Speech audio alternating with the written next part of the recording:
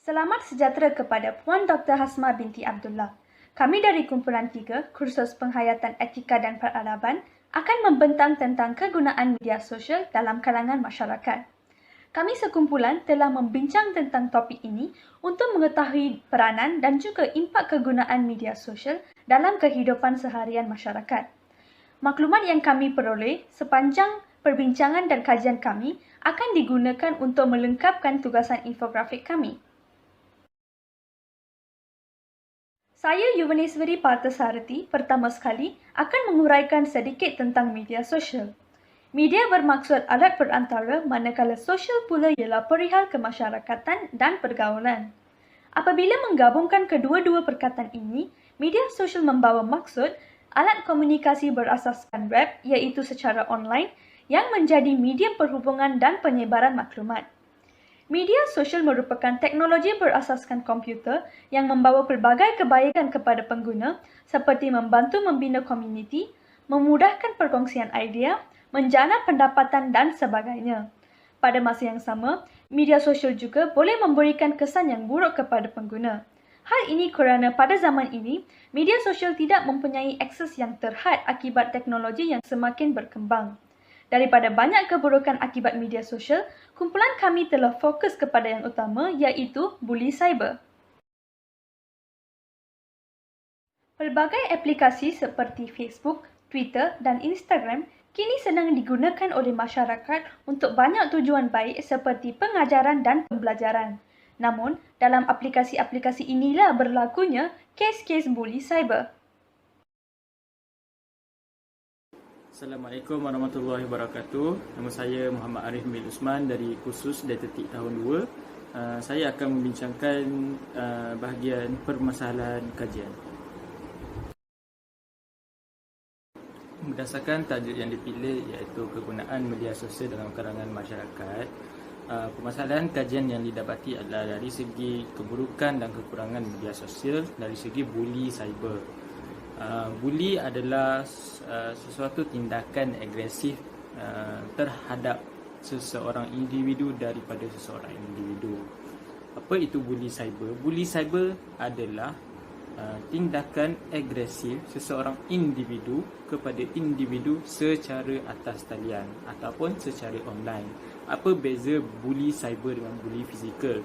Pertama sekali adalah kesan psikologi terhadap mangsa. Ketika buli cyber dengan buli biasa ataupun buli fizikal meninggalkan kesan fizikal, namun berbeza dengan buli cyber, dia akan meninggalkan kesan psikologi. Seterusnya, pembuli cyber bebas berada di mana-mana sahaja dan pada bila-bila masa sahaja.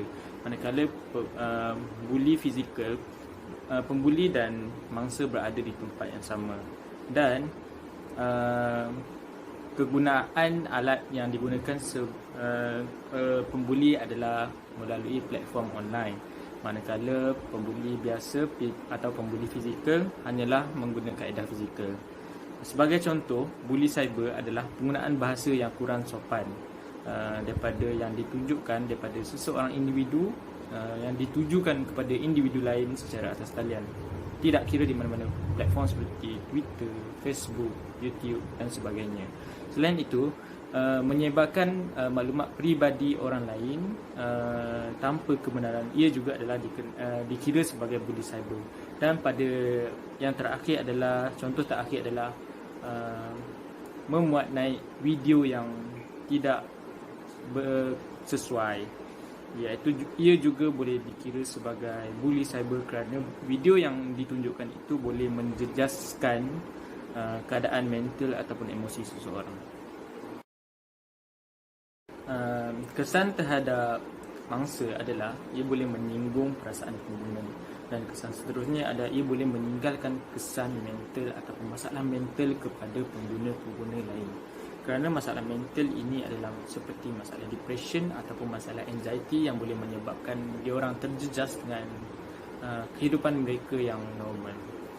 Itu saja. Terima kasih.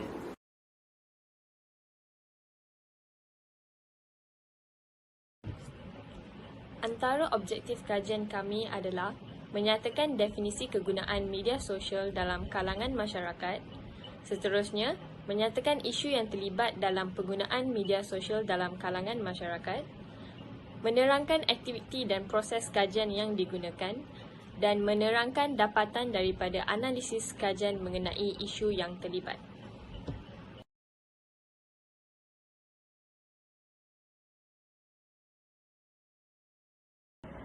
Dan untuk skop kajian kami dilakukan antara pelajar Universiti Sains Malaysia dan majoriti daripada responden berumur 20 tahun dan ke atas dan hanya 10% daripada responden adalah berumur 13 hingga 19 tahun.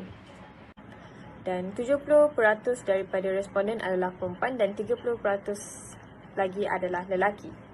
Dan dalam skop kajian ini juga kami mengambil kira masa dan jenis platform sosial media yang digunakan oleh responden.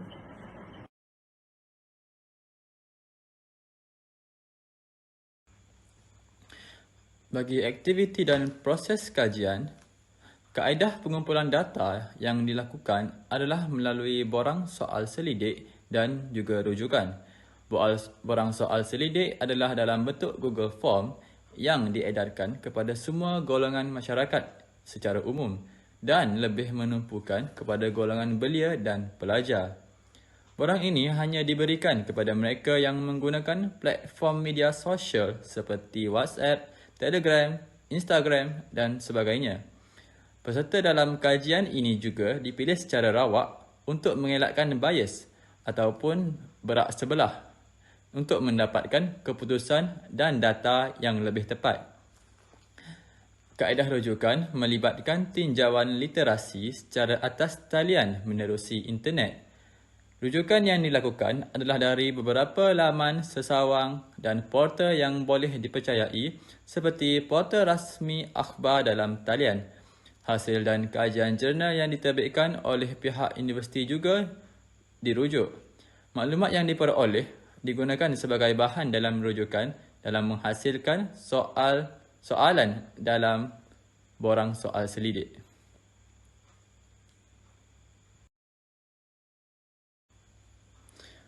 Proses kajian dalam borang soal selidik melibatkan 4 bahagian soalan iaitu bahagian A, bahagian B, bahagian C dan bahagian D. Soalan dalam bahagian A adalah berkaitan maklumat am mengenai media sosial dalam kalangan belia. Manakala bahagian B pula adalah pengetahuan responden mengenai isu jenayah buli cyber dalam kalangan belia. Bahagian C pula bertanyakan penyelesaian isi jenayah buli cyber dalam kalangan belia di Malaysia. Akhir sekali bahagian D berkenaan pendapat responden mengenai isu jenayah buli cyber dalam kalangan belia.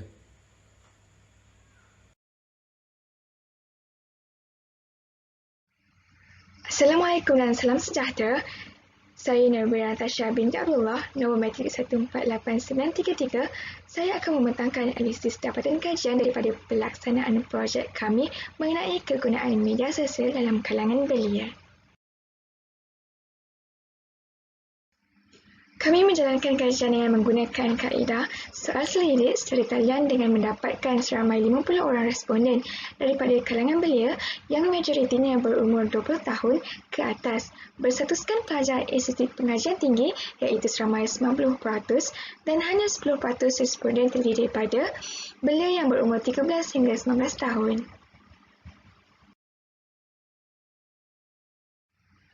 Seterusnya, majoriti responden adalah perempuan seramai 70% dan 30% daripadanya adalah lelaki. Untuk bahagian A bagi kajian soal selidik, kami mendapati bahawa majoriti daripada 50 orang responden menggunakan media sosial selama 5 hingga 6 jam sehari dan diikuti 28% selama 3 hingga 4 jam dan 800 berikutnya selama 1 hingga 2 jam. Namun begitu, terdapat juga daripada kalangan responden menggunakan media sosial melebih daripada 10 jam sehari.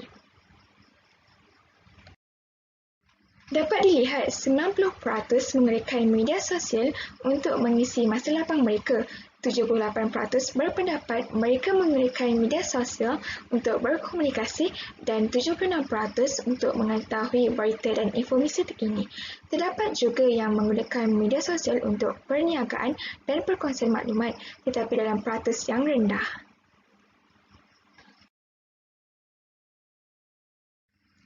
Daripada kajian soal selidik, kami mengetahui bahawa daripada penggunaan media sosial, ternyata 36% daripada responden telah mengalami isu berlakunya cyberbully sama ada mereka sendiri menjadi mangsa atau daripada kenalan mereka, tetapi masih pada kadar peratus yang rendah.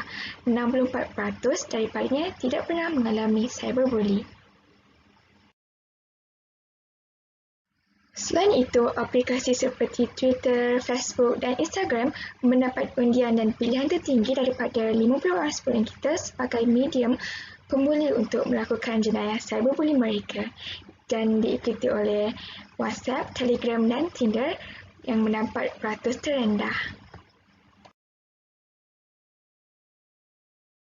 Seterusnya, bahagian B daripada kajian soal selidik, purata sebanyak 90% responden mengalami kerisauan dalam menggunakan media sosial, jelas mencatatkan kadar peratus yang tinggi dan turut membimbangkan.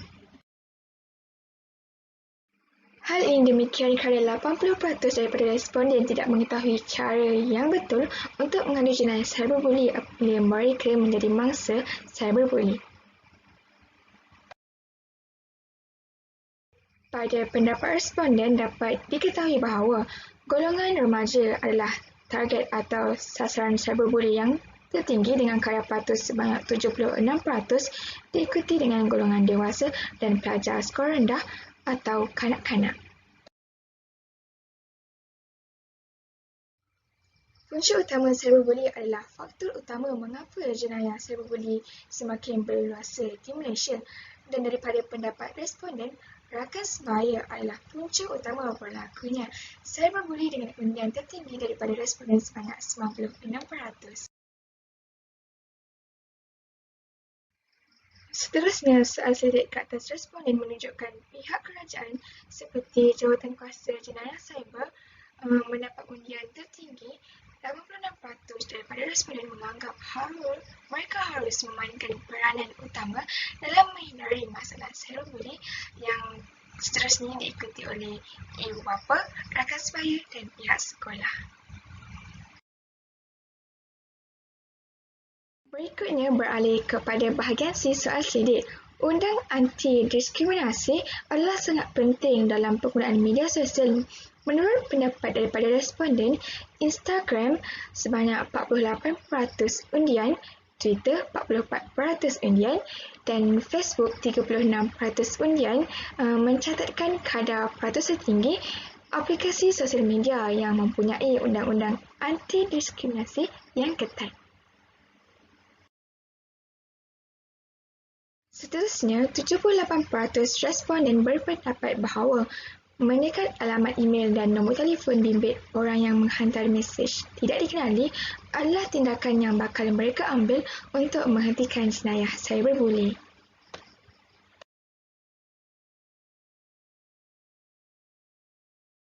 %78% daripada responden juga berpendapat menyimpan dan mengumpul bukti mencetak salinan bukti juga adalah langkah terbaik bagi mengawal keadaan cyberbully daripada berterusan menjadi mangsa jenayah tersebut.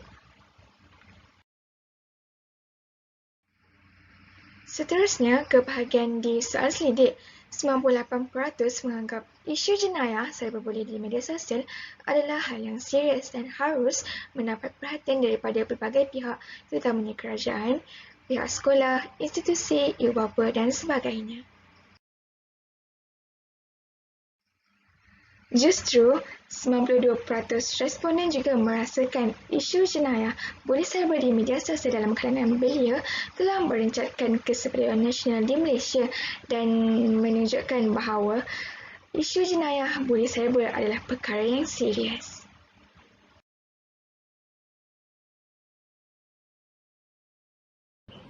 Berdasarkan daripada hasil kajian kami, majoriti daripada responden berpendapat bahawa golongan remaja sering menjadi target cyberbully. Dan ramai juga tidak mengetahui cara untuk melaporkan kes jenayah buli cyber ini. Dan mereka juga berpendapat bahawa rakan sebaya adalah punca utama jenayah cyberbuli berlaku. Cara yang agak berkesan adalah dengan menyekat nombor, alamat dan email orang yang tidak kenali yang hantar mesej kepada seseorang individu tersebut. Dan mereka juga berpendapat bahawa hal ini amat serius dan perlu diambil berat. Seterusnya adalah refleksi kami dalam hasil kajian ini. So, pengalaman kami sewaktu kerja berkumpulan ini amat memberangsangkan. Kerjasama yang diberikan oleh semua ahli adalah amat memuaskan dan hasil daripada kajian kami juga amat berguna. Dan kami juga berpendapat bahawa tajuk yang kami pilih untuk kajian ini perlu diambil berat kerana mengikut hasil dapatan kami, isu ini merupakan salah satu isu yang amat serius dan langkah sewajarnya patut diambil. Secara konklusinya, isu jenayah cyberbuli ini terbukti menjejaskan keselamatan dan kebebasan orang lain dalam menggunakan media sosial. Majoriti mengatakan bahawa platform media sosial ini meningkatkan kes jenayah buli cyber. Kesepaduan dan keharmonian negara juga akan terjejas kerana ramai berasa tidak selamat dalam dunia maya ini. Semua pihak haruslah memainkan peranan dalam mengatasi masalah ini. Penguatkuasaan undang-undang oleh Suruhanjaya Komunikasi dan Multimedia serta Polis Diraja Malaysia boleh membantu dalam membendung masalah yang serius ini. Sekian, terima kasih.